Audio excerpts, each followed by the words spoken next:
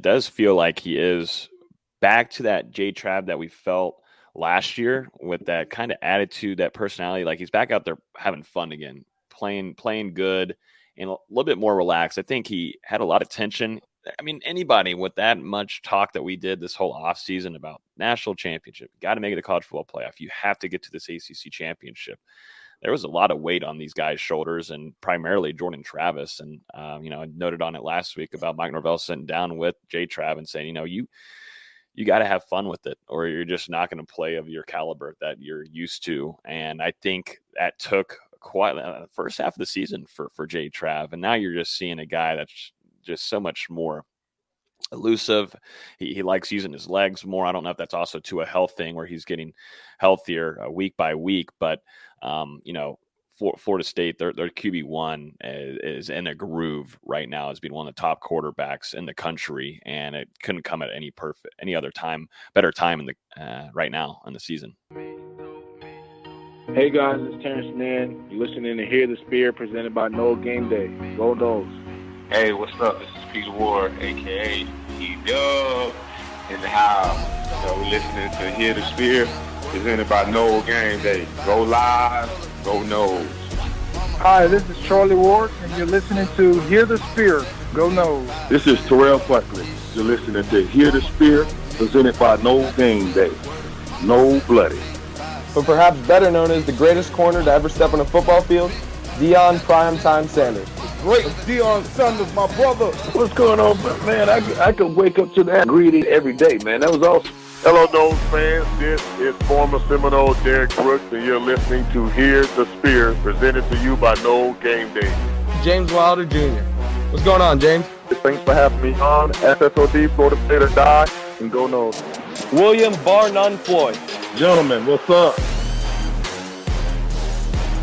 What's happening, guys? This is Logan Robinson from Hear the Spear, presented to you by NoelGameDay.com. We are here live on a wonderful, fantastic Wednesday evening as Florida State is still undefeated on the season. Me and Dustin did our instant reaction to Florida State beating Wake Forest. It had been a while, gentlemen. It had been a while, but VZ, you're up there. We're going to get your thoughts on that win for Mike Norvell and his squad. I got a few other things that we want to talk about this evening, including obviously those college football playoff rankings. We're going to give our thoughts on that. Dabo Swinney goes off on a Clemson fan. That should be a pretty fun discussion to talk about because that was a wild night on Twitter, and definitely FSU Twitter taking full advantage of that. But we're also going to talk about some ACC and the potential ACC matchup for Florida State, barring any kind of crazy setback.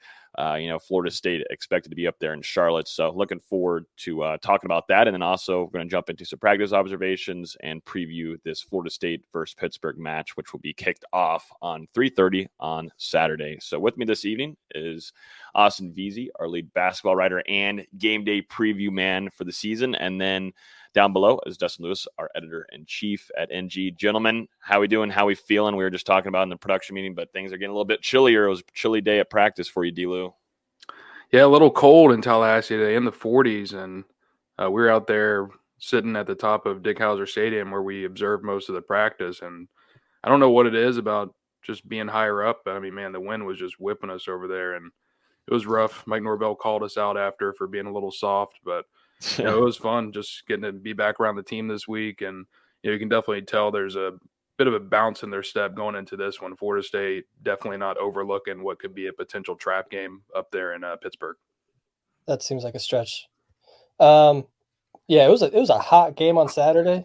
And, Winston-Salem's only about 45 minutes from my house and mid-80s, and now we're going to be in the 20s tonight. So just a drastic change of weather here in North Carolina, but it's football season, football weather. We love it. Yep. It's flipped, man. It's flipped. I like that Coach Norvell does keeping not only the players accountable, staff accountable, but also now the media. Seems like he's now coaching you guys up quite a bit. So good to see that, D-Lou. He wants to have his incoming video whenever he walks into practice. So you can't miss another day like that or you're going to get called out. So always good to be on the good side of the head man's spot side. If he wants more responsibility on his plate, we'll give it to him. Nice. Very nice. But yeah, before we get started, as always, you can listen to this podcast on iTunes, Google Play, Spotify. If you're on YouTube right now, hit that like button, comment if you have any questions, or if you have some topics you guys want us to jump into. We will most certainly go through a couple of these tonight if you have any suggestions on some things that we should discuss. But let's go and jump into it. VZ, we'll also give our last thoughts too on it, D-Lou, but give VZ the floor here. He was at the game, obviously. What were your thoughts? Because it seemed like on TV, it wasn't the same kind of Wake Forest crowd that we had seen in years past when Florida State's on the road. It seemed like a lot of FSU fans made their trek up there to Winston-Salem. Tons of Florida State fans. It was at least 50-50, if not Florida State maybe had more fans there. There's a ton of Florida State fans in the Charlotte metro area, so I'm not surprised that they made the short trip up there. And they were loud. There's a lot of points in the game where they're doing the war chant throughout the game. Wake Forest fans really weren't doing anything, and at halftime, a lot of them had left anyways. So just a lot of garden and gold in that building, and the team put on a good show. I would say that's easily the best first half we've seen from Florida State all season. Second half, the game was pretty much already out of hand, so you could tell they weren't trying. The defense backed off a little bit, but that second quarter especially was as good as we've seen this team in the first half, I'd say. Definitely didn't feel like your typical road game, that's for sure. You think back to the hostile environments that Florida State faced at Boston College and Clemson. It was a lot more on their side up there in Winston-Salem. For sure. And, that stadium only holds, I think, 31,000 is the official number. And the stadium wasn't even close to sold out. So there was maybe 29, 30,000 fans in attendance. And, both Jordan Travis and Norvell were very complimentary of all the Florida State fans.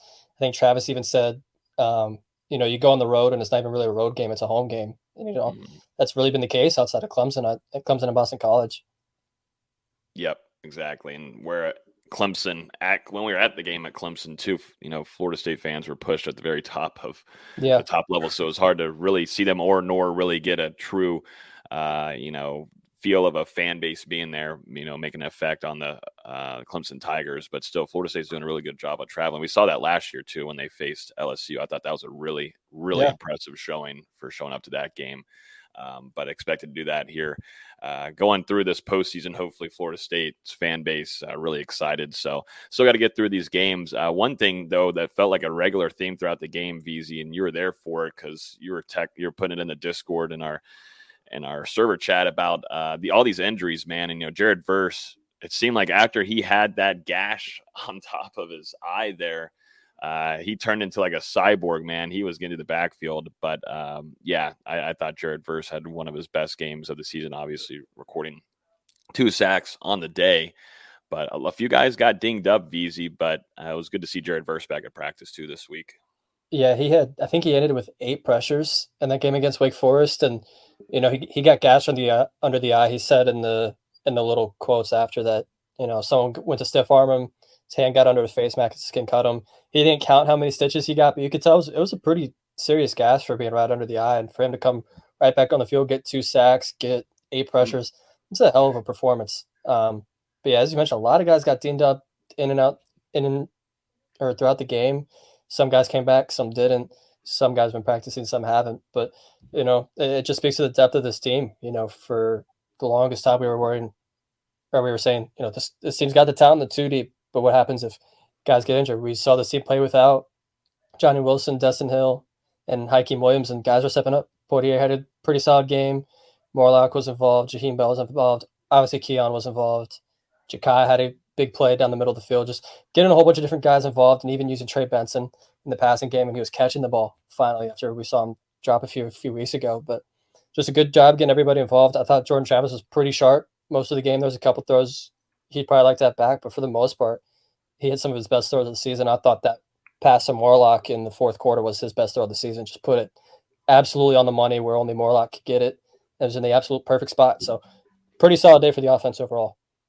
Yeah, Florida State's depth at the skill positions was really on display without having Johnny and Dustin and Hakeem out there, some guys that he's relied on this season. Johnny, a big one, obviously forced Jordan to kind of open things up a little bit. And we saw a bunch of guys getting involved, like you said, Austin, from other wide receivers to the tight ends to the running backs catching passes. Trey Benson obviously having that big play.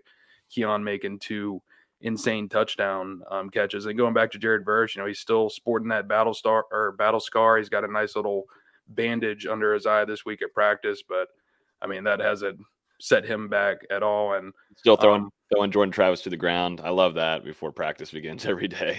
Yeah, Jordan threw him to the ground the last couple of days, and then today he finally returned the favor a little bit. So, I mean, it's a little back and forth there. It looks like a little WWE wrestling match before practice gets going. Just some kind of tradition that they've got going, and just a little fun thing for them before the competition really gets going on the field, because, I mean, it gets intense out there sometimes during those practices. But we were talking about it on the instant reaction a little bit, how quickly he got those 2 sacks after coming back from injury, and I looked it up. 7 total plays between the 2 sacks. And that goes from the punt on the Wake Forest, or the first sack, to the Florida State drive, which was the Trey Benson screen touchdown, back to Wake Forest, and Verse gets another sack within a total span of 7 plays. So really impressive performance from him, and it's good to see him coming to life, because you're going to the stretch run of this regular season and ACC championship, and potential playoff trip from there. So Florida State, they're going to need the best Jared Verse as well as the best defense that they can have moving forward. And we saw that whole unit, I mean, clicking in October.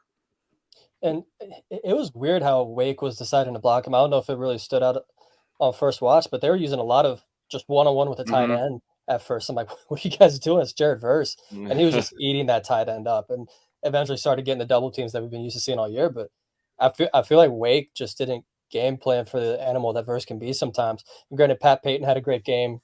Really, the whole defensive line made an impact. Braden Fisk made a few big plays. It's just a really solid day for that unit overall. But just their whole decision-making process on blocking Verse was weird. Some of their in-game decisions were weird. Like Clausen kicked the field goal on 4th and goal from the 6, but then goes for it on 4th and 6 from the 23. The next series, that didn't make any sense. Just a lot of things. And I was wondering, why is Wake Forest doing this when it just didn't seem to make a whole bunch of sense? I thought you could tell Florida State really got them out of their element. Wake Forest, they haven't been dominated like that many times over the last couple of years. For sure. No, and Clausen didn't know what to do either. He was not too happy on the sideline a few times throughout that game. It just felt like one of those classic games. You go back to that stretch from 2013 to 14 where Florida State won the 29 straight. And I mean, even some before and after that, where they were just going on the road to some of these ACC stadiums and, I mean, just smacking teams. And, I mean, that's what it felt like. Florida State, even though they rack up over 100 penalty yards and there were some mistakes throughout the game, I mean, they come out with a 25-point win, cover the spread on the road, and, I mean, really just go in there and take the life out of Wake Forest early. I mean, this game was over in the first quarter. Yeah.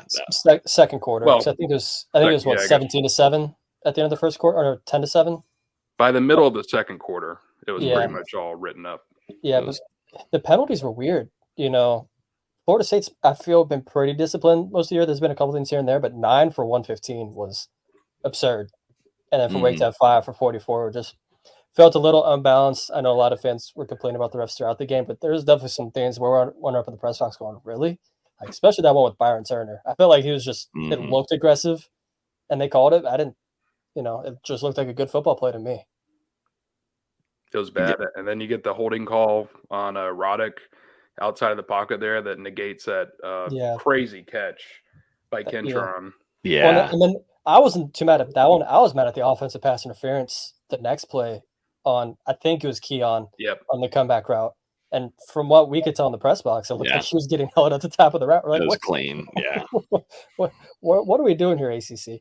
I don't know if they're keeping a record book, but Florida State, I mean, they've gotten called 5-6 times this season, it feels like, for offensive pass interference. We need to figure out if we can get the record on that somewhere, because I feel like I've heard that so many times. It happened in the first 3 games of the season. I was going to say the LSU game was Johnny, where the same thing happened. He got held at the top of the route and he got called for offensive pass interference, and everyone was super confused. So yeah, I'd be striking up some major complaints if I was Norvell, and I'm sure he has. Yep, 100%. I thought too, J-Trav, like you were saying, that throw with Morlock was gorgeous, and it does feel like he is back to that J-Trav that we felt last year, with that kind of attitude, that personality. Like, he's back out there having fun again, playing good, and a little bit more relaxed. I think he had a lot of tension I mean, anybody with that much talk that we did this whole offseason about national championship, got to make it a college football playoff. You have to get to this ACC championship. There was a lot of weight on these guys' shoulders, and primarily Jordan Travis. And, I noted on it last week about Mike Norvell sitting down with Jay Trav and saying, you got to have fun with it, or you're just not going to play of your caliber that you're used to. And I think that took quite the first half of the season for Jay Trav. And now you're just seeing a guy that's just so much more elusive. He likes using his legs more. I don't know if that's also to a health thing where he's getting healthier week by week, but Florida State, their QB1 is in a groove right now as being one of the top quarterbacks in the country, and it couldn't come at any other time, better time in the right now in the season. I mean, he had some big time throws in that Wake Forest game. Not even mentioning that Morlock one, but he had the slot fade to Jaheim Bell, which was perfectly placed. He had the fade to Tron in the first quarter, up down the sideline. He had some really big time throws. And there's a couple more that he was just inches away from connecting on. Like, I want to say it was the second or third quarter. He had Darian Williamson on a corner route in the end zone and couldn't quite connect. In the next play, it's a little too low for Keon Coleman. He was just inches off for making another big time throw. But he's been sharp these last couple of weeks, and it's good that he's. I wouldn't even say he's more elusive. I just think he's playing more free. He's not playing as tight within himself. Yeah, it seems like he's just settled down over these last couple of weeks. I mean, it just isn't getting caught up in it in his head as much as he was before. I mean, it's just taking the right plays now. Outside of that pick six against Duke these last 2 weeks, I mean, he's been locked in and very good for Florida State. A season high 359 passing yards against Wake Forest, 4 total touchdowns against Duke. If he can keep this stretch up, I think we could be talking about Jordan Travis going to New York for that Heisman Trophy ceremony. We could. I'd say it's tough to beat out Jaden Daniels right now, who's just putting up video game numbers. I don't know if he wins, but I mean, just to be invited to the ceremony. There's a lot of good players, though, because I think Marvin Harrison's going to get an invite just because he's Marvin Harrison. And then you can talk about the Michael Penix and the Bo Nix and all these other guys. There's a lot of good players in college football this year, and it's not like last year where Caleb Williams was just so dominant. What about Shedeur Sanders? What? I was looking at this stat too. Cam Mellor, who actually did some time covering Florida State, but he's now the executive editor of the College Football Network. He tweeted earlier today about Trey Benson.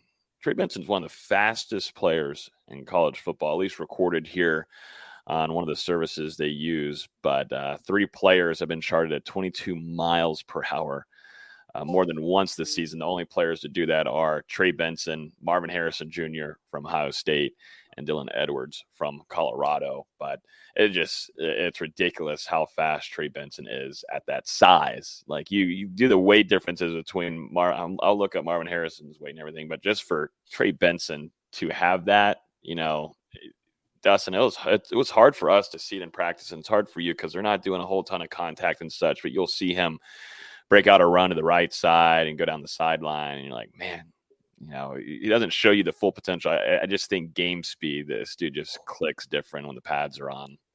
For sure. I think you can kind of take it for granted sometimes because, I mean, at least for me, I'm seeing it every single day, but it's a little different when you get out there and, like you said, in the game, making that play. I mean, we're outrunning that entire Wake Forest defense on that 80-yard touchdown catch.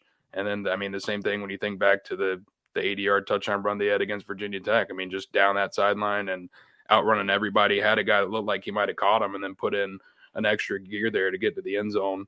Trey Benson, when he gets in that open field, I mean, definitely a freak and someone that can break it open despite being what most people would consider a bigger running back. I mean, that's a huge quality to have, for a guy that's going to be hoping to potentially make a leap to the NFL after this season. We haven't always seen him at his best in 2023, but I think he's starting to find a little bit of a groove here, and kind of interested to see where it goes after this last weekend.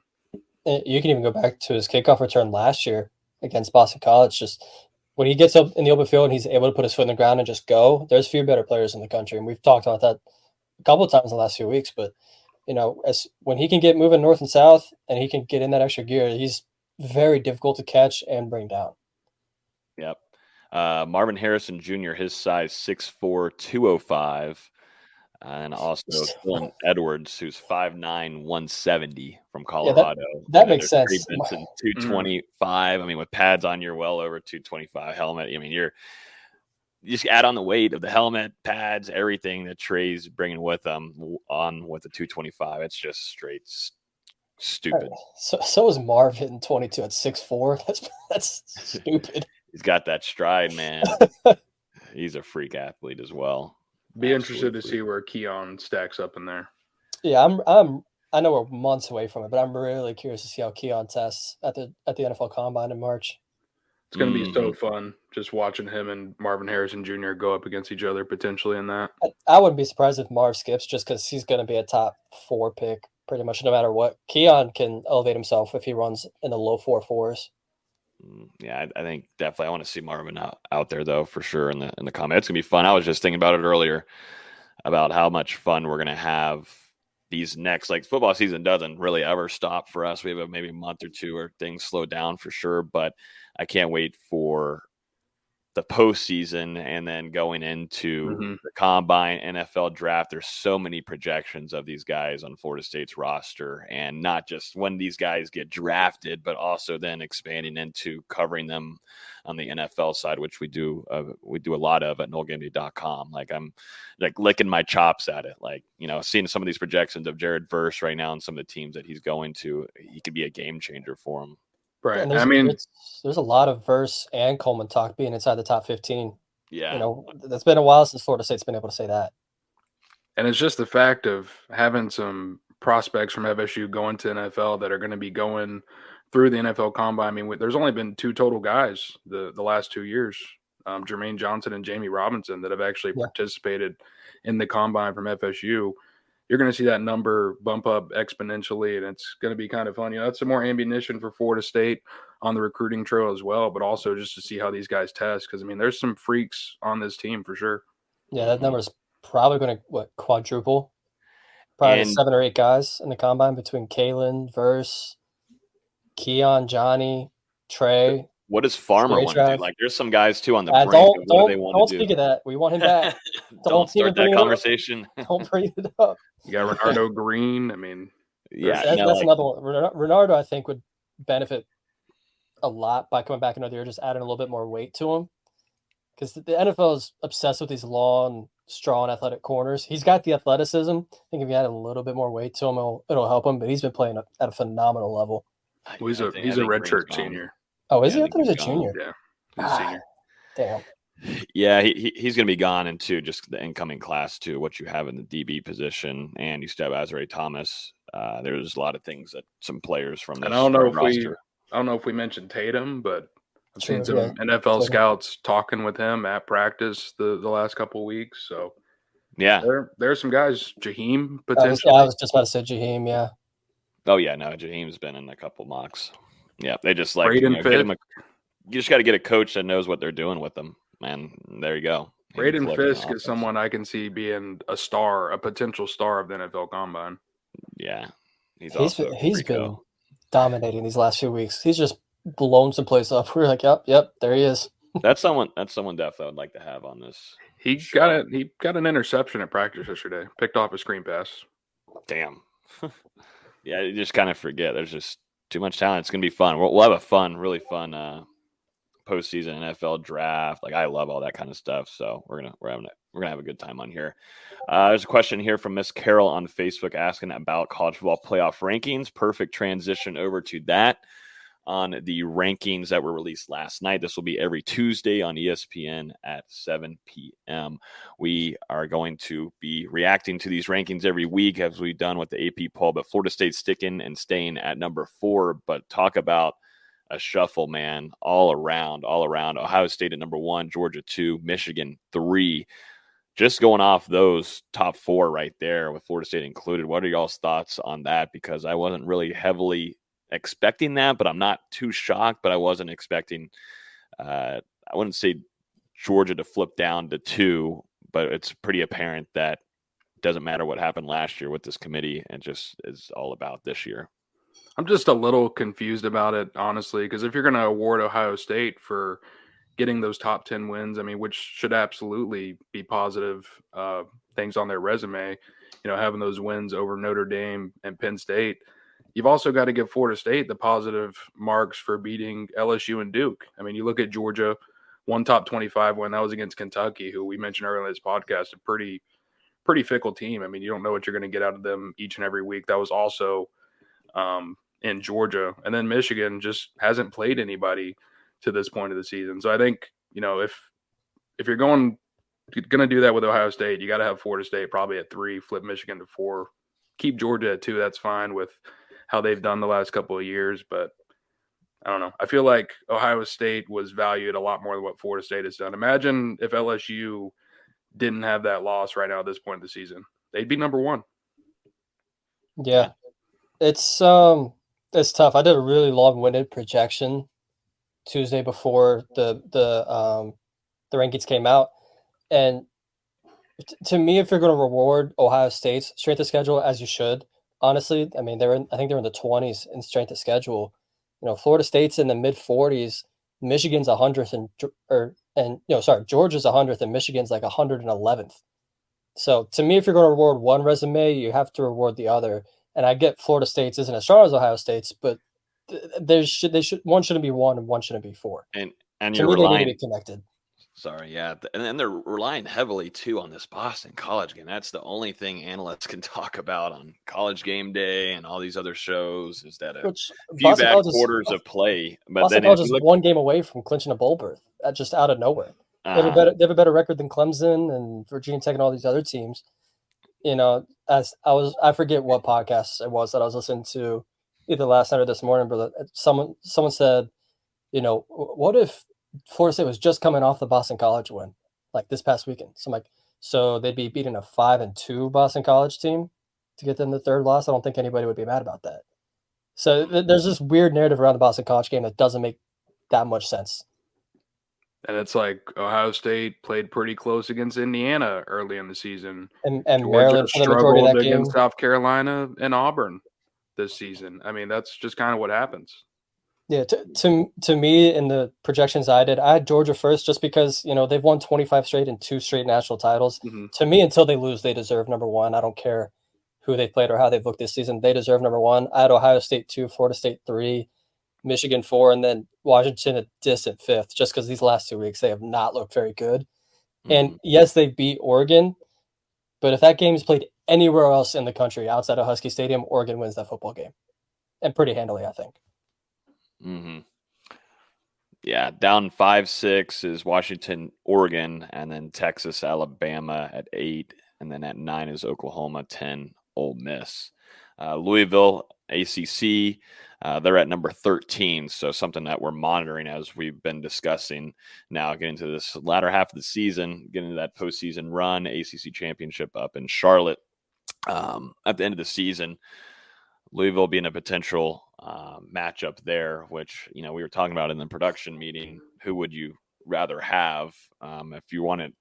Obviously, for your resume, you want to face that Louisville team, but there's some things that need to be done. But that's the top 25. It's going to be interesting to watch as we go week by week on how things change and get moved around. But a little interesting there where Florida State didn't notch up and move up to number 3, in my opinion. Just a little bit questionable. And I think too, a few of the analysts, at least from what we were hearing last night too, were also kind of wondering that as well. Booger McFarland, big on FSU though. He likes the Seminoles. Yeah, he's big on FSU. Chris Fowler's big on FSU. Reese Davis has been very high on him as well, and I really like Reese Davis. Yeah, so it's just, I don't know. It's interesting. To me, the playoff committee just needs to switch the BCS. Like, go back to the computers, let them do the math again, and just take the top 4 teams from that, because there's too much bias in these committees, and I know they take the 80s of that particular program out, but it's just there's still too much human bias, and it's natural. Just get the computers back in, let them do their thing.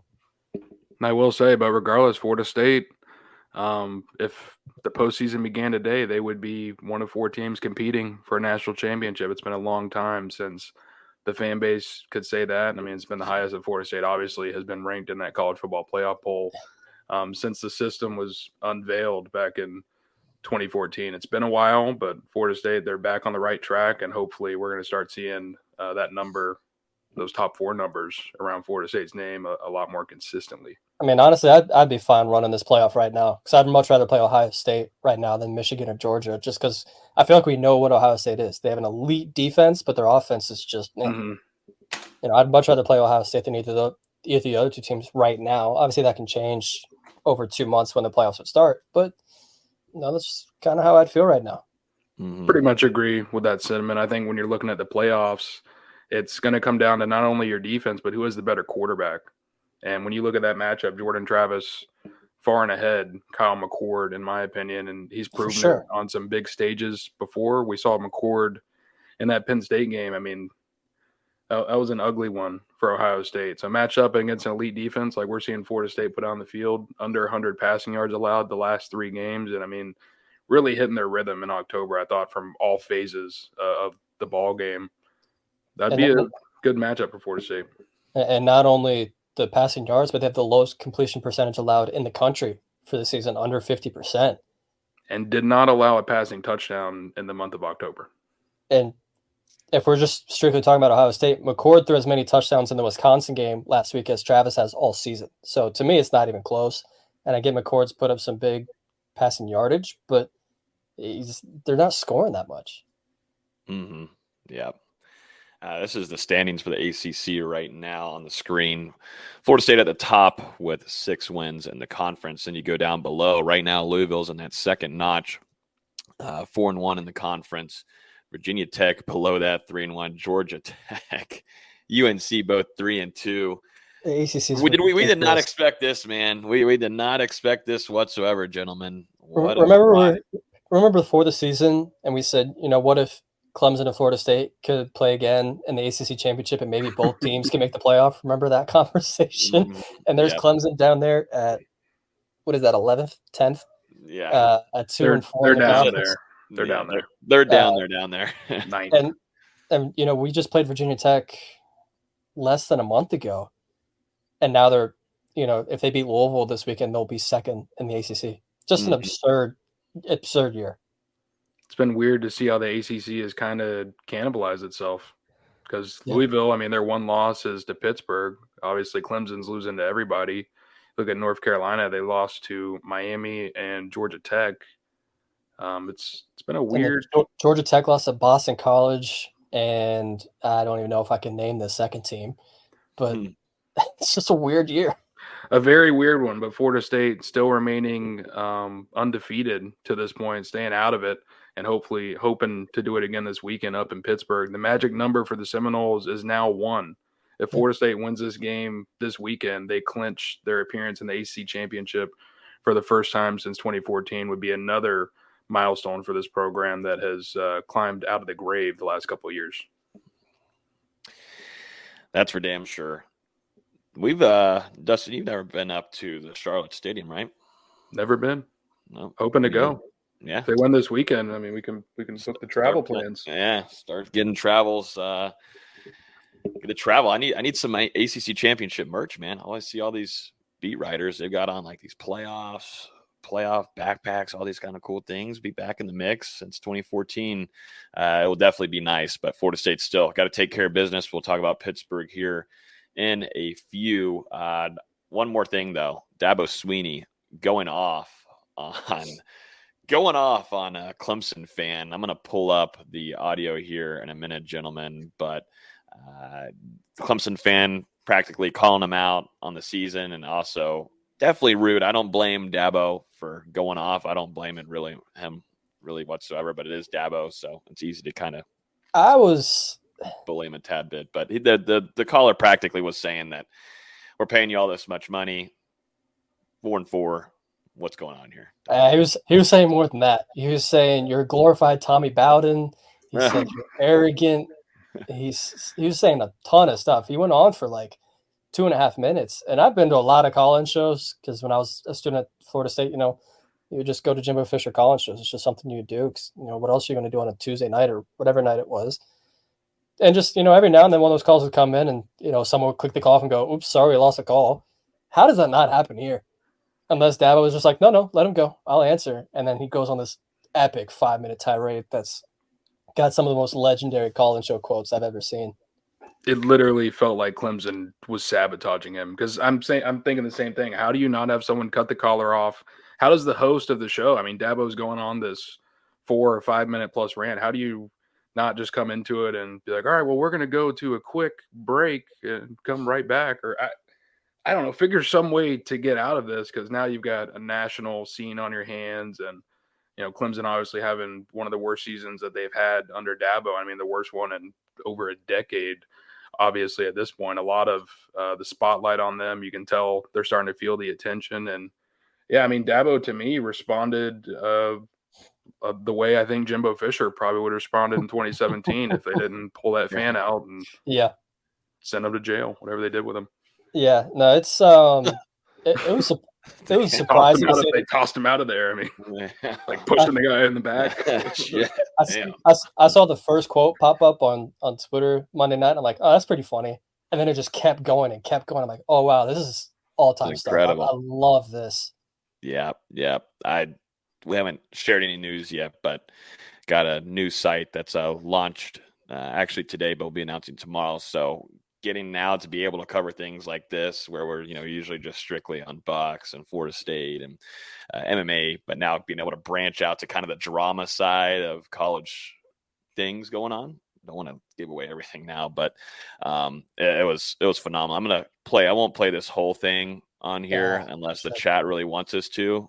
It is entertaining. Not the whole thing. But here's a little glimpse of what's going on here. We put out an article, so I would suggest go reading that article if I put out the article. Yeah, Beezy put it out. Make sure can y'all hear it? No. Hold up. I thought Kate wrote the article. Oh, I did it for the other site. Sorry. Yeah. No, I don't care about that site. Wow. Damn. Jeez. Damn. To share it. Oh, there you go. StreamYard, get your crap together. I don't know how you are. Don't really care. You have to turn it up and restart it. Yeah, I can hear it. This is the only one that they got. That is part of the problem. You can't hear it. Like you can, but you can't. All you do is the appreciation, the expectation is greater than the appreciation, and that's the problem. And so, we've won 12 10-plus win seasons in a row. That's happened 3 times in 150 years. So if you want to know why, Clemson ain't sniffed a national championship for 35 years. We've won 2 in 7 years. And there's only 2 other teams that can say that, Georgia and Alabama. Okay? Is this a bad year? Yeah. And it's my responsibility to take 100% responsibility for it. But all this bull crap you're thinking, all these narratives you read, listen, man, you can have your opinion all you want, and you can apply for the job, and good luck to you. Right? To answer your question, all right, we're second in draft picks. Here we go. We've graduated 98% of our guys. We're second in wins. All right? If you want to know why, again, I'm telling you, we're not perfect. There's a lot of teams that, Frank Howard never had a bad year. Coach Ford never had a bad year. Coach K never had a bad year in basketball. People have a bad year. But the part of the problem is the appreciation. I used to tell people all the time, and say, what's the difference in Clemson? I'm going to tell you. At some places there's an expectation, but at Clemson there's an appreciation.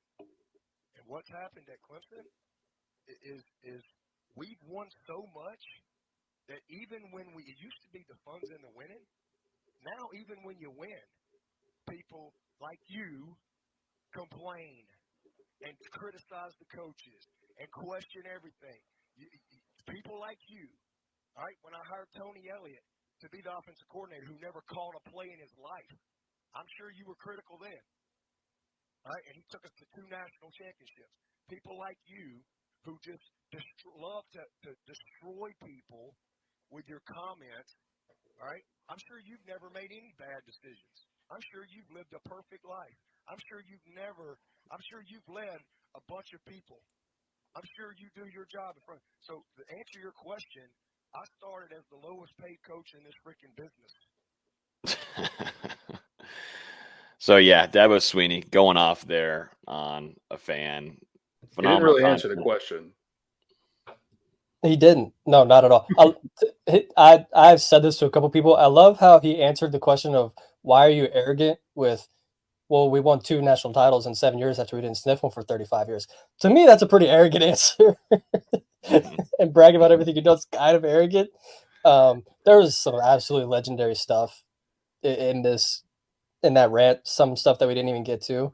Yeah. Like a little bit after that, he goes, if you've got a problem with that, I don't care. I work for the board of trustees, the president, and the AD. And if they're tired of me leading this program, all they've got to do is let me know. I'll go somewhere else where there's an appreciation. It's not just winning, it's how you win. Yeah. And then later when someone was pleased that he'd still be coaching, he goes, I don't know if I'll be here, but I'll be somewhere. I'm like, oh, he's spicy tonight. Yep. Oh, yeah. I Hangry love it. Dabo. Mm-hmm. Get him a Snickers. Yeah. Just a down year for the Tigers, but it just seems to be like when Florida State was making its magical run in 2013, it was the Gators that were going through just a nightmarish of a year. You got a player shitting, going viral on Twitter, pooping his pants, and then obviously called them the 4-8ers. Not a good season for them, but that's just kind of on the Clemson level of just drama on the coaching side. And I don't think it's much needed. Just Clemson fans, they got spoiled as Florida State fans were for a while, and, getting a little taste of that of what Florida State had to do. So maybe we'll get some memes of a professor reading a book up at the top of the stands up there in Death Valley in a year or two. We'll see.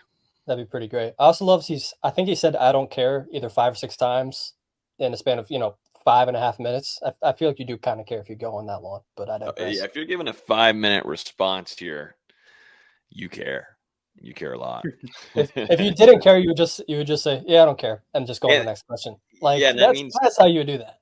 Yeah, and that also means too, he's checking somewhere to see other fans that are griping about the season. So I wonder where he's getting that from, because I highly doubt that's ever going to be face to face. Heck no. So he's finding stuff on socials, watching something, I don't know, but the fans are getting on his nerves a little bit. So I don't think we're done. I think we're going to see some more Dabo drama. I hope we get a Jimbo situation where he's walking back in the locker room, goes, get your ass down here, like Jimbo did.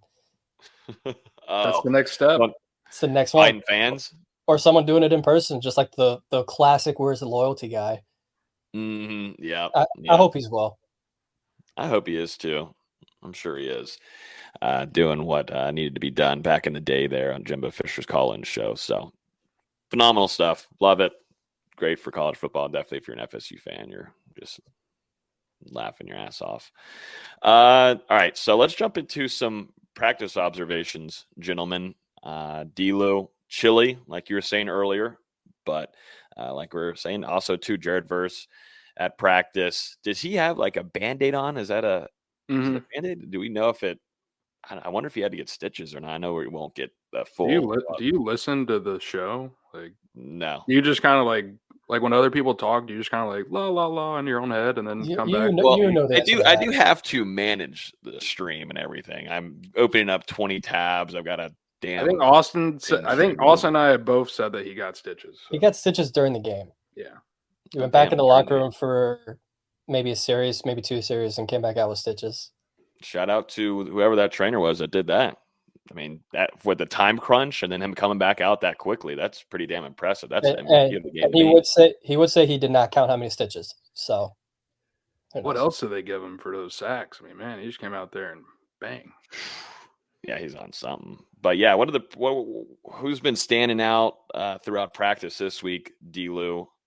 Still waiting on a few players too. We talked with Mike Norvell and hoping to have Johnny Wilson back. We'll see. That'll be definitely a decision that they'll have to make on Friday, or a game time decision. But hopefully, fingers crossed, get to see Dustin Hill this upcoming weekend.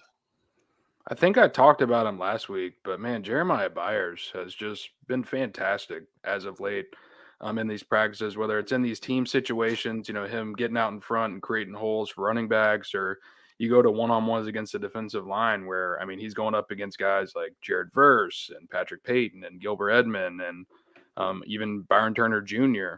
Those are some fun battles, and he's been winning more than he's lost as of late. And he's just been very good. It feels like throughout the month of October, Byers started to settle in at that right tackle spot. last 3 games has played basically every snap with the starters at right tackle after some real struggles earlier in the season. So I think it's just been a huge thing for his confidence, to finally get going a little bit since he transferred to Florida State. I mean, he was even talking a little bit about it today after practice. Darion Williamson, really strong week of practice. You can really tell, whenever this guy's not hurt, there's a ton of potential in his game. It's really just, the best ability is availability. And that's something that Williamson has kind of struggled with at points during his college career. Mike Norvell kind of said the same thing when he's out here. I mean, he's just kind of making plays, and he had a one-handed catch with Renardo Green blanketing him on the sideline today, where he had to kind of spin around, turn his body, and reel it in with his left hand. Had one for a 2-point conversion to give the offense some life. Really strong week of practice. Thought Vandrevius Jacobs was excellent today. Multiple touchdown catches, and had this really tough catch at the goal line inside the 5 where he caught the ball, had his back to the goal line. DJ Lundy came over, delivered a hit, and you're like, all right, well, they're about to go to the ground, plays over. They go down. He's kind of like on top of DJ a little bit, still not down, and he fights a little bit, contorts his body, and falls into the end zone. It was just it's a crazy play when you're thinking Vandrevius Jacobs, all 100 and, 80, 90 pounds of him going up against DJ Lundy, who is a very big linebacker, and just the fight to get over the goal line there. Kyle Morlock, really good week of practice. I thought Braden Fisk, I mentioned that interception earlier. He's been pretty good this week. Renardo, obviously, even though he gave up some catches, I mean, he's just out there all over dudes. Shaheem Brown and Kevin Knowles, pretty good couple of days. I thought Jared, very, very good as well. Really a bunch of different guys flashing throughout the week. I mean, that can even go down to like scout team guys. Like Goldie Lawrence had 2 touchdowns today against the first team defense when they were going up in red zone drills. So, and I think that's something that helps Florida State. At this point in the season, to have your scout team still be able to push you, it just kind of shows the talent that Florida State has on the roster where, some of these guys are pretty good, but they're at the point of their careers where they're going to have to work on scout team and work their way up in the depth chart. Goldie Lawrence, obviously being a true freshman. And then Lamont Green Jr. was given the offensive line a pretty good look as well on the defensive side of the ball there. Damn, that sounds good. I really like Vandrevius Jacobs. Like, he's not making an impact this year, but I think that kid is special. Really, really special. Highly competitive. He's just one of those wide receivers where you just know he's going to give full max effort to grab that ball and come down with it, no matter which DB's on him, how tight the coverage is.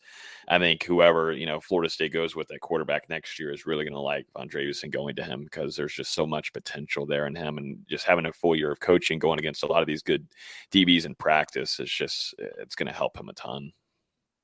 When he gets out there, he's going to shine for sure. And another wide receiver this week stepping up, Florida State obviously dealing with some injuries the last couple of weeks. Joshua Burrell, getting some more work in practice, and especially on Tuesday, I thought he was really good going up in traffic, making some tough catches. I know he was a guy we highlighted a little bit back in the preseason when he was flashing some during fall camp. And, we weren't sure of the role he was going to play at the time. He hasn't played a big one for Florida State so far in 2023. But, I mean, I'd be interested if he can continue to show some flashes in practice moving forward, some consistencies. Will the coaches, be confident enough to put him out there, give him a little bit more of a shot than he's gotten thus far?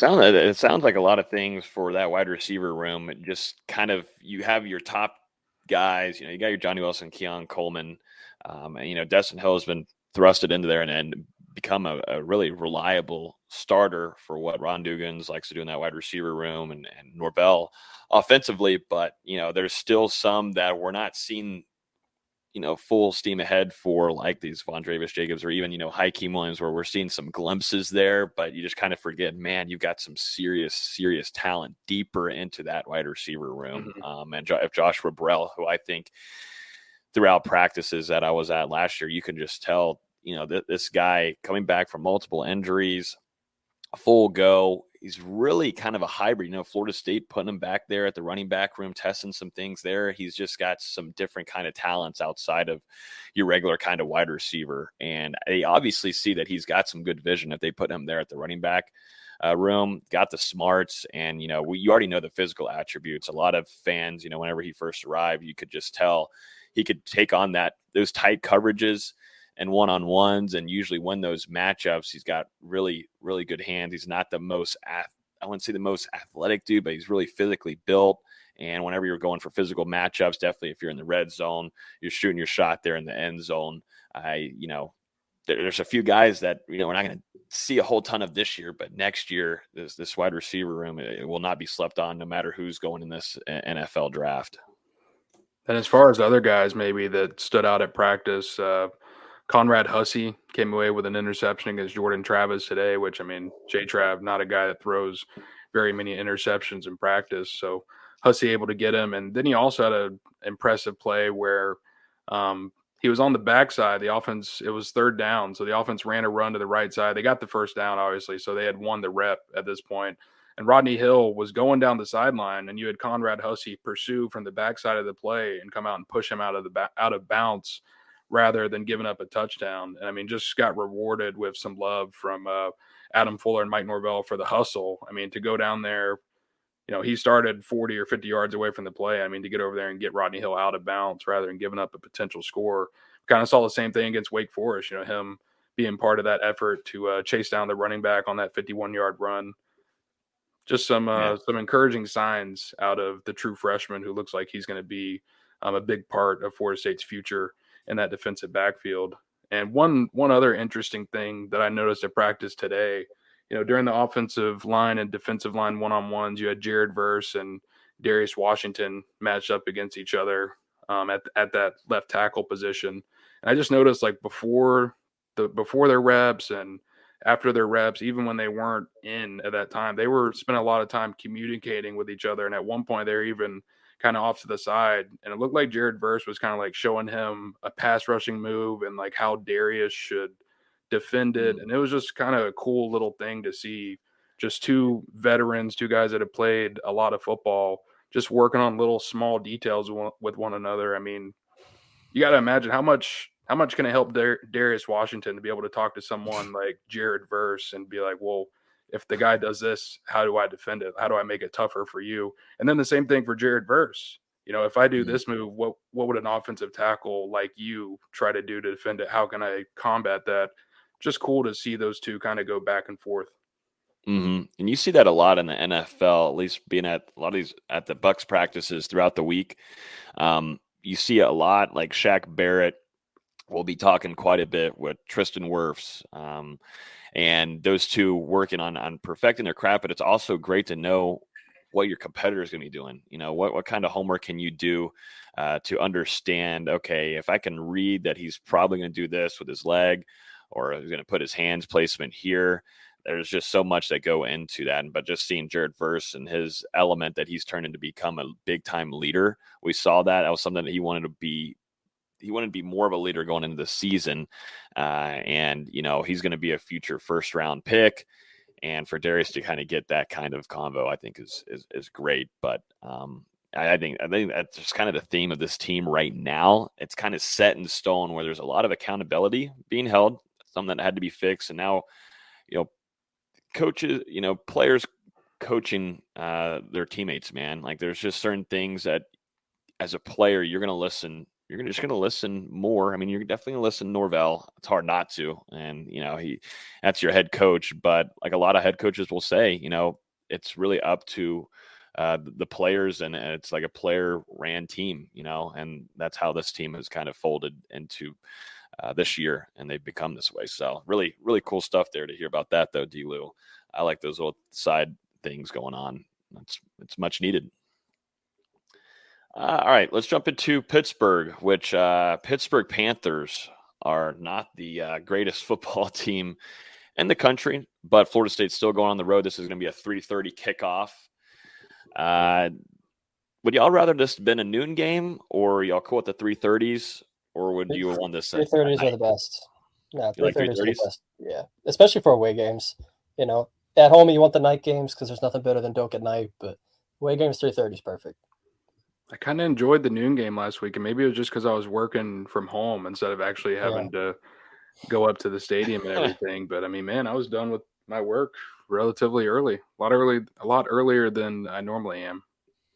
It's nice. No traffic, nothing, all that kind of stuff, just chilling. But yeah, if you're on end stadium, things are a little bit different. But yeah, Pat Narduzzi, Pittsburgh's head coach, after kind of receiving some backlash last weekend, wasn't too happy after a game and felt like he did not do a good job recruiting or in the portal to get better players. That was a pretty interesting Twitter day there for Pat Narduzzi. But specifically talking about this upcoming matchup with Florida State against Mike Norvell and the Seminoles, he talked about the talent of this team and how many players there are across the board. And I love how he says, I think they're ranked 4th in the country on my USA Today coaches poll. I've had them at 2 for a long time. And he said, I watched them earlier this year. I've had a chance to peek at them. And, you know, Jordan Travis, Mike Norvell has done an outstanding job there in his time there. And he's an excellent coach. He's also the offensive coordinator. I think Jordan Travis is playing about as high level as any quarterback in the country.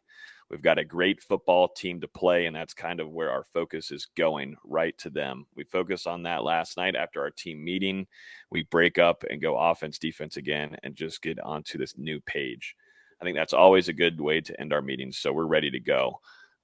And so Pat Narduzzi, really great defensive mind. Actually, here in Tampa, there's 2 players that the Buccaneers drafted who are really performing pretty nicely for the Bucs. Ravache Dennis, and then Kalijah Cansey, their first-round pick. So Pat Narduzzi, really good defensive-minded coach, but just not having a great year. They're 2-6 on the season. How are y'all feeling about this game just overall going into it for you guys? Is this – I was overhearing earlier a trap game thing, but this is just not going to be a good football game if you're just a college football fan. If you're an FSU fan, you're going to love every bit of it, but this is just not going to be a good football game on Saturday. First, I don't think you can just breeze over the quote he had after the game against Notre Dame. So I'll just go ahead and say it. Go ahead. He said after the Notre Dame loss, I'll go back as a football coach. You lose a lot of good players from a year ago, and you think as a coach you're going to replace them, and obviously we haven't. Again, it starts with me. I didn't do a good enough job coaching today. The players took the, you think you're going to do a good job of replacing them, we haven't, and just ran with it. There was a ton of Pitt players on Twitter going, oh, wow, and eyeball emojis and, dots. A lot of very unhappy players, and I'm sure the first couple of days of this week were just a lot of damage control for Narduzzi, and it's going to be interesting to see how the team responds to that this Saturday. They got absolutely mollywopped last week at Notre Dame, and now you've got number 4 Florida State coming to town. I'm glad they got their nonsense win out of the way against Louisville a few weeks ago, and now Florida State can handle their business this weekend. This is the kind of game where you're either going to get the best performance that Pittsburgh has left in them this season, or, they're just going to continue to fall apart like we saw at Notre Dame. Not really sure what team you're going to get at this point.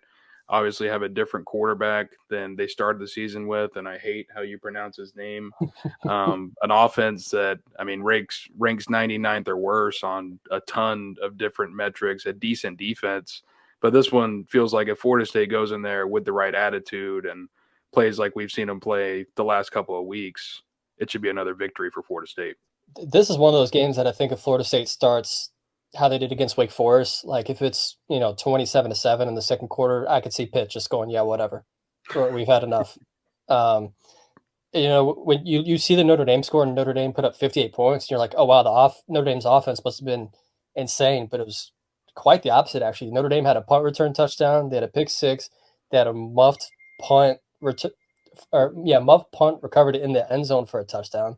So you had 21 points off of just nonsense. And then Notre Dame's offense kind of did some things in the second half, but it's an okay defense. They play a lot of man from what I've seen in the last couple of games. So it's going to be very similar to the Wake Forest game, and surely Jordan Travis is going to try his best to attack it downfield. Narduzzi also making sure, highlighting the defensive line for Florida State and that whole defense as a whole. But he says every good secondary has a good D-line, right? They've got some athletic ends that rush up the field. One from the University of Albany, that's a game wrecker. He's special, but they've got athletes all over the field. They're athletic, they're well coached, and I've had great conversations with Mike Norvell through the years, and his team plays with toughness, physicality, and they believe. And they play hard, and that's what our football team is like.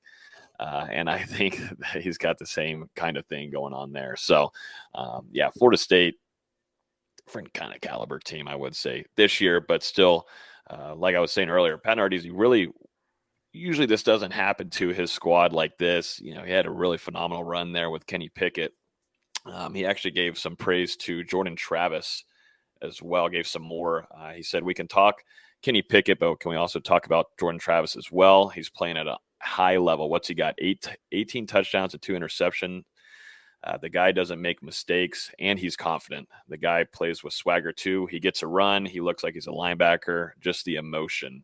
He plays with emotion and passion. He is the leader of that football team, guaranteed. So a lot of praise for Jordan Travis. A lot of head coaches have been talking about Jay Trav on game weeks and give a lot of praise there. Not a lot of them have been able to stop him, but he obviously knows what's coming into Pittsburgh. And, Florida State still – being able to score over 30 points on teams, I think this is most certainly going to be the same way. I think Notre Dame put up 58. Yeah. So, like I said, 21 of it was silliness. So there's some regression of the norm. It's weird. Narduzzi is more complimentary of the opposition than his own team, but it's a conversation for another day. Yeah. Plus, I think Pittsburgh threw 4 interceptions last week. Yeah. So little bit of flukiness in the Notre Dame game. I'm not sure if we'll see one in the 50s this weekend, but I mean, there's definitely some potential for Florida State to put up points as long as they take care of the football and, don't make too many penalties like we saw last week against Wake Forest, over 100 penalty yards. But at the same time, I mean, Pittsburgh, another heavily penalized team coming into this game. I think Florida State is number 115 in the country in penalty yards per game, and Pittsburgh is 121. So we might see our fair share of yellow on Saturday afternoon. Fun, exciting, great, awesome. This is a nice, kindly donation here from B. Frank Life Vlog, dropping a 10 bomb on us and has a question. It says, as a huge FSU fan, I said today during a conversation against a coworker, Gator fan, go figure, if Florida State wins out, do you guys think they will still try to screw us over? And I'm guessing this is about the College Football Playoff Committee. What do you guys think? I personally do not think so. I think a lot of these, I don't know how the committee thinks, but just going off of, Florida State and their, resume and the amount of talent that they have, I think a lot of, at least the College Football Playoff would like to see. I think FSU matches up well and competes good in the College Football Playoff. I don't think they want to put in a team that they don't think is going to be able to battle some of these other teams that we've seen in the past, where you've got your number 1 smoking out your number 4. I think Florida State, like we were talking about earlier against Ohio State, I think they match up and they play really well, and that's an actual competitive game, whereas it's not a routing, and Georgia's whooping ass too on someone. But that's just me. I don't see them screwing up. Florida State does its thing. They take care of business. They go and do what they need to do. And Charlotte, I think they get that playoff berth. It's like you said, if they win out, they're not going to leave out an undefeated conference champion, because they're already 4th. Michigan and Ohio State have to play each other. Mm-hmm. I think Washington's going to lose one of these next couple of weeks. They've got a death throw of a schedule coming up between, I think USC this weekend. Oregon State's really good. They still have to play Washington State, who's solid. I forget who the 4th team is, but they've got some really tough games coming up. Georgia could easily lose any of these next 3 games. If Florida State wins out, they'll probably be either number 2 or number 3, in my opinion. I find it hard to believe, if not impossible to believe, that an undefeated Florida State would get left out of the playoff, especially already 2 top 25 wins. Depending on how Miami's game against North Carolina State goes this weekend, we might see the Hurricanes sneak back in there to that high 20 spot, going on a 3-game win streak, potentially coming into Tallahassee. That could be another ranked win for the Seminoles. The AC Championship, we were talking about that. If Louisville gets there, that could be a potential top 25 win for Florida State. You look at Michigan, I mean, they've got a gauntlet coming ahead of them. Yeah. Going to have to play Penn State, going to have to play Maryland on the road, then going to get Ohio State in the season finale. We'll see how that goes. If one of those teams gets blown out, I mean, you could see them potentially falling out of that top 4 completely and then Georgia. I mean, they've got a pretty tough stretch as well to end that regular season. And, it's no easy thing to say that they're going to finish undefeated. I mean, yeah, they've got to play Missouri this weekend, then Ole Miss the weekend after that, then Tennessee. Those are all three pretty good football teams. I'm not saying they will lose, but you could absolutely see them. Florida State's absolutely got the clearest of paths. I think they're the only team above even 30% chance to win out, according to ESPN, and they're in the 50s. So they've definitely got a favorable schedule, but they have to take care of business. They got to take it one game at a time. Like Norvell keeps saying, play one game at a time, and they'll be where they need to be. Plus, on another hand, Florida State's been dominating in the ratings. They're 2 million plus views against Wake Forest. We saw how many views they did against LSU and Clemson. People want to watch the Florida State team, and I think the College Football Playoff Committee may consider that as you get closer to the end of the season. Media ratings, baby. Yeah, I mean, like I was saying, too talented of a team, got tons of talent, but then two eyes. And then, like I was saying, too, you want a good matchup. Florida State should be able to battle any of these teams and ahead of them in the top three. So, or whoever ends up getting pushed in there, if we have some craziness, who knows? We still got we got a while away of the season still. People, things could shake up, things could get interesting here. So we'll see. And, we got to start thinking too of where Florida State will play to once they get into playoff. Are they going to have to travel across the country to Pasadena, or do they go back to where they started the season last year in New Orleans, somewhere where they're comfortable, where they played in the past, or you go back to where flashbacks of 2014 when Florida State faced Oregon and they did not come away with a win there, obviously. And Jameis Winston, and Dalvin Cook not being able to get a win, which is crazy to think of. But there's a chance you could get an Oregon rematch. Honestly, the way Oregon's playing, it'd be crazy. It'd be wild. There's a chance. I'm not gonna rule it out. Either one of them would kind of feel like destiny, and I mean, so does this weekend, this trip to Pittsburgh, because 10 years ago, Florida State, starting to run to that national championship. Went to Pittsburgh. That was where we saw Jameis Winston make his college debut, where he absolutely lit it up on the national stage. Florida State Kenny caught it. Florida State winning that one 41-13. So it's only fitting now, 10 years later, Florida State national championship contenders, possibly undefeated at this point in the season, to go to Pittsburgh and get another big victory. The only thing is, this Pitt team is nowhere near as talented as that Pitt team was. They had Aaron Donald, Devin Street, Tom Savage. Like that, they had some legitimate talent on that Pitt team. I don't see anything like that on this year's Pitt. This is right over here from I was seeing this earlier today, tweeted, but I don't know what Cam McDonald, friend of the show, great guy, big NG, supports us at Noel Game Day, has been since he arrived in Tallahassee. But I don't know what he did with this AI photo.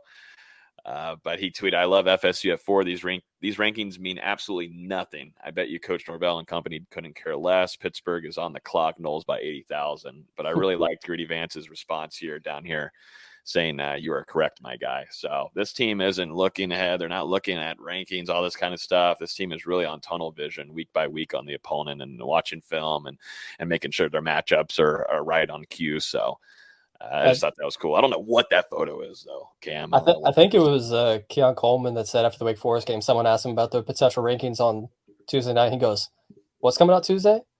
What channel is it on?" Yeah. Oh, yeah, I probably won't be watching. Yeah, and that's just like, it's just, fans or even media, too. We're not in the headspace of players, man. They've got too much stuff going on, and it's week by week for them. But as fans, that's just, and media people, that's always in our minds of what's, what are the rankings going to be like? What is the reaction for the players or coaches? But it is strictly business, at least for Mike Norvell and company, like Cam McDonald's saying here, who, first year away from Florida State, but keeping in touch with a lot of the Knowles and what's going on.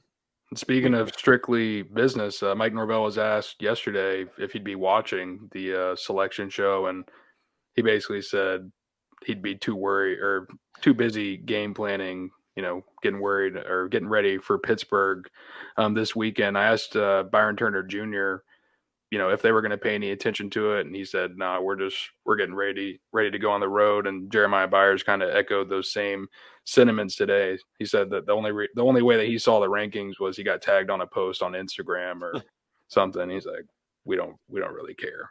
Somebody even asked Norvell after the game on Saturday. He's like, we're not going to force people. People are going to watch our games and put us wherever, but we don't care. Like, we'll just take it one game at a time, and we'll be where we need to be at the end of the season as long as we do what we need to do. It's a lot of coach speak. You hear a lot of control what you can control, but what's impressive is that these players, and I mean, even the coaches under Norvell, they've all bought into this message. I mean, they're all kind of operating as one. You hear the same thing from every single guy, and it's been impressive just to see how locked in they really are at this point in the season, where this is something that Florida State, they haven't been in this position in a long time. These players on this team haven't been in this type of position. But just to see the focus and the way they've executed despite having all that pressure, it's been really impressive. And obviously they've got a ways to go to meet their final goal. But, I mean, they're well on track. Yeah, no, they 100% are. So anything else on the Pittsburgh side from some notes that y'all put down here? I'm going back and having some flashbacks of Florida State versus Pittsburgh in 2013. If there's any kind of deja vu and things happening here, if Jordan Travis has a close stat line or something at this score, I would go and say I've got my score down right now. But I've got my score. It just feels like something else is going to happen here. Something's going to happen here where we're going to have some deja vu from back in 2013. It's just weird. Luckily, the weather's going to be reasonable. I know a lot of fans, when you see the schedule, like, oh my God, we play at Pittsburgh in November. It's going to be in the high 50s at kickoff. That's perfectly reasonable football weather. The only other thing I'll say is Vayer's a stupid pronunciation given how it's spelled. And I know Dustin alluded to it earlier, but it just doesn't make any sense. That's all I got. It's so dumb. I mean, how do you spell your name like that and be like, it's pronounced Vayer? Like, I would – that's But anyway, this is another chance for Mike Norvell to get a win against an ACC program that he has not yet defeated since he arrived at Florida State. Obviously, got that last week against Wake Forest, snapping that losing streak there. And then now going up against Pittsburgh, who defeated Florida State back in 2020, Mike Norvell's first season in Tallahassee. Jordan Travis actually started that game for the Seminoles and had, I believe, still the longest rushing touchdown in his college career. But yeah, like I said, this is a chance for Mike Norvell to get his first win against Pittsburgh at Florida State. That would put him, if they do win this weekend, 11 of 13 other ACC programs that Florida State would have defeated since he's arrived in Tallahassee. Damn. There's a lot of stats being broken. Jordan Travis, too, is shattering a lot of things right now, and it's going to be hard for any kind of quarterback coming into Florida State to take away his top spots in a lot of these. I can't wait to look back after the season and see what kind of margin that he's stretched himself above some of these past quarterbacks that have done, not just quarterbacks, but just players, touchdowns, a lot of different things that Jordan Travis has been able to make some history on. He's a special player. All right. I've got my score. Do y'all have y'all's scores in mind, gentlemen? Yep. I think it's back to me because it's a 9th game. So on the carousel, 3-6-9. 1, 2, 3. Yeah, Austin did last week. That means I get to lead off Miami week. Ooh, I can't wait for that. There you go. You got to get. I get to do it. No, I go first, don't I? Did I go last week or did you go last week? Yeah, you went last week. Damn. I have to look it up again. I thought you already did. I thought you went back and looked at the stats. I looked at the stats, but I didn't look at the video. I don't want to watch myself talk. Share the text you sent me last night. What, that the Wake Forest instant reaction got more than what's up? Sorry. Virginia Tech and Syracuse. Sorry, Dustin, did you say something? Yeah, I said that Wake Forest. It's his mom. His mom's wanting to talk to him. Yeah, sorry, she's Yeah, she's cooking dinner, wants to know what you're wanting to make. No, I'm going. I think Florida State they take care of it. It's kind of been this way for the last couple of weeks, so I don't need to go on a rant. But Florida State, biggest thing, penalties, take care of that. Stay healthy, and just to continue to see Jordan Travis find that 2022 Jordan Travis groove, man. And he's taking care of the ball. He's doing better. He's had some lucky chances there with not getting picked off a time or two, but he's doing really, really nice the last couple of weeks. So I got Florida State winning this 41-13. Going back to the 2013 score. Now, I just something just feels right there, you know. I don't know what it is, but I'm here for any kind of weird, cool feelings on Saturday. Mine's pretty similar, and I have a feeling we're going to be holding hands a lot on these score predictions.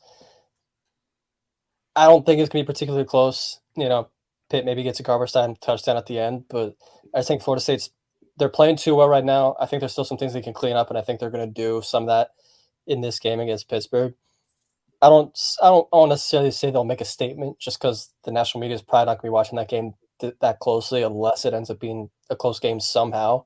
But like I said, the weather's going to be good. You don't have to worry about a Louisville situation, and Florida State should handle the business. I've got Florida State winning 47-13. Okay. Interesting. Like the way Florida State has practiced this week. These are those kind of games where you can kind of have a lull during the season. It's like, all right, well, we're playing Pittsburgh. They've lost 6 of 7. They got beat 58-7 last week. Who cares? We're going to go in there and beat the hell out of them. You haven't really seen that for Florida State. They came out and attacked these practices. There was a ton of intensity, focus, and execution on both sides of the ball. So, I just really like how this team isn't getting caught up going through the motions. They're getting ready to go out there and perform each Saturday. Pittsburgh, not a very good football team, and they've been struggling mightily on offense. I don't think their defense is going to be able to do enough to pick them up in this football game as long as Florida State can avoid turnovers and not make as many mistakes penalty-wise as Pittsburgh, because we're going to see some in this one, I feel like. I'm going to go Florida State 48, Pittsburgh 13. I had a feeling. Nice. Very nice. I think that's going to do it. I wanted to bring up, though, VZ. I put in the game day Discord, but about James Harden going to team up now with Terrence Mann. What are y'all's thoughts? Because y'all are basketball guys. I'm not really too heavy in the NBA, but how does that affect Terrence Mann if it does? How does that work? Well, we got to back up a little bit, because for the longest time, Philly wasn't going to do the trade unless they got Terrence Mann, and the Clippers were dead set on you're not getting Terrence Mann. So there was this whole 2-week joke run around that Terrence Mann's untouchable, which, I can understand. James Harden's not worth trading a lot of crazy assets for. It's going to be interesting. He was supposed to be starting for the Clippers this year. He's had an ankle injury, so he hasn't played so far this year, but it's going to be interesting to see if they bring Russell Westbrook off the bench so Terrence can still start, or if Terrence comes off the bench, or if maybe even Harden comes off the bench so they can get some more scoring. It's going to be interesting to see how it all figures out. On paper, the names are crazy. Between Kawhi Leonard, Russell Westbrook, Paul George, James Harden, even Norman Powell. If you're looking at this in 2015, you're like, oh my God. But it's 2023. So we'll see if it ends up working out. On paper, it's scary, but you've got some guys on that team that are not available very often. So I'd be interested to see who's still playing whenever we get to March. It's also the third time Russell Westbrook and James Harden have played together. And it's not exactly like it worked out that well. What was it, 3 years ago in Houston? And they're only that much older now. Yeah. I wouldn't have done it if I was the Clippers. The team's playing well. They're 3-0. Russ has done a good job of setting up Kawhi and PG. I personally would have done it, but hey. Yeah. Hey, as long as my boy Terrence is able to play, here at Spear alum, he's just so talented. He got a big bag too, not long ago. Saying I think he's supposed to make his debut tonight after dealing with his ankle injury. Should also say he just signed a deal with Skechers recently. One of the first 2 signature athletes that Skechers has. I forget who the other one was. I'd have to look real quick, but it was a pretty big name. Skechers sneakers into the NBA. Yeah, no, I see that on Google here. He's it was Julius making some Randle. bags, man. Those are where the big bags sometimes come in, man. That's pretty dope, though. Good for him. Yeah. We always talk highly about him, but Really, really good guy too. So I also have to say, I'm very sad my Vikings didn't trade for Jameis after the Kirk Cousins injury, which I was very sad about, and then only made it worse because there was a rumor that they were looking at Jameis and it didn't end up happening. So, yeah, that Twitter account, little fishy. But I'll hope for anything, just to get him out of New Orleans. I wonder if New Orleans was asking for a little bit too much, like asking for a fourth. Mm-hmm. And, we ended up getting Josh Dobbs for what's essentially a pick swap. So, yeah, it's probably what it came down to ultimately. Which is sad. I would have been in Atlanta this weekend because the Vikings play in Atlanta this weekend. I would have been there if Jameis had gotten traded. Yeah, 100%. Absolutely. But that's going to wrap it up for this week's episode.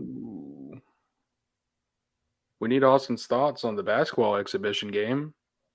Do we? I don't know that we do. Don't know if we want those. So it's a little closer than it should have been. That's why I wanted to hear what you had to say. Obviously, it's tough because I can't watch the game. I can only go by stat broadcast. Coach Hamilton's never wanted exhibition games televised for whatever reason. I'm not exactly mad about that, but it's like, there's people who want to watch the team. Yeah. Even if they're playing Flagler College and even if they're losing a couple minutes into the second half, you still want to watch and see what's going on. But that's when I really need to watch. They ended up taking off with the last couple of minutes. They ended up winning by, I don't have it pulled up in front of me, but they ended up winning by, I want to say 17. Ended the game on a 19-2 run after it was tied 71. Yeah, tied at 71 with like 5 or 6 minutes left. It's still some of the same issues are. So they're losing too many points at the 3-point line. They're not rebounding that well. Getting Jalen Gainey back will help on the rebounding end, but the 3-point side, they weren't playing with Primo Spears, which they're still waiting on his waiver, and we're 10 days away from the season. So they're not getting the waiver. But not having a word either way 10 days out is a little insane considering he's been signed with Florida State since May. Just gotta love the NCAA. And then didn't play with Chandler Jackson, who apparently had a stomach bug. And he's a fine shooter, but I still think they're losing too many points offensively in the 3-point end. They shot below 30% from 3, I want to say, and then Flagler ended up shooting like 38, 39%. And if Flagler can do that, some of these other teams are going to be able to do that. Mm-hmm. I guess we don't know for sure, but I guess it's probably not something Hamilton is going to say publicly. But do we think Chandler Jackson, everything's all good? And yeah, he's good. I've been told he's good. Everything's cleared. It's just he said after the game in the press conference that it was some kind of stomach bug, and he would have played otherwise. That's good. Well, yeah, that's going to wrap it up for us. Guys, we'll be back here on Saturday after the game to give our instant reaction to Florida State versus Pittsburgh. I think all of us. You ended up not going? Nope. Soft. Staying here. Too many things. We got a long season ahead. Basically, if Florida State loses this weekend, it's Logan's fault. Yeah. You could have sent me and reimbursed me. I would have gone. That's the only game so far in 2023 that No Game Day has not had any representation at. You could have sent me. I would have made the flight. I was looking around. Maybe it's better in Charlotte. It probably might be. It's probably better we'll when you book the flight before 5 days before the game, Yeah, for sure. Too many things going on. Can't do it. But we'll be joined up hopefully in Charlotte together, holding hands. Come see your household, VZ. Come sleeping. Well, for part of it, because I am planning on pulling double duty that day. Florida State plays at North Carolina at 2 p.m. and the ACC championship game doesn't kick off until 8 or 8:30. So I'm planning on doing both. I just applied for the UNC credential earlier. That's wild. We'll be at your mom's house. Damn. I think we'll probably be at the media hotel, but yeah, we're gonna be at your mom's house. She's probably gonna be with me at the game, so we'll be in your house without anyone there. You can watch the dog. Perfect. We don't have to pay someone to watch the dog for us. Beautiful. There you go. Dustin's used to watching dogs and taking the dog out and everything, so it's perfect. One right now. Got a cat coming up. She's ready to go get some food. I'm also hungry, so that's gonna wrap it up for this episode. Thanks everybody for listening. Also for the kind donations today. That was awesome. Thank you very much to B Frank for the 12 bomb on us, and y'all brought in some really good questions too in the comments, and really helps support us as well with just coming in, hitting the like button, and just hanging out with us. Really appreciate it. But yeah, everybody enjoy the game on Saturday. Enjoy all of the college football sports. This is like sports heaven right now. You know, we're ending in November, and there's so many things going on. So enjoy the weekend, and we'll talk to you guys Saturday after the game. Peace.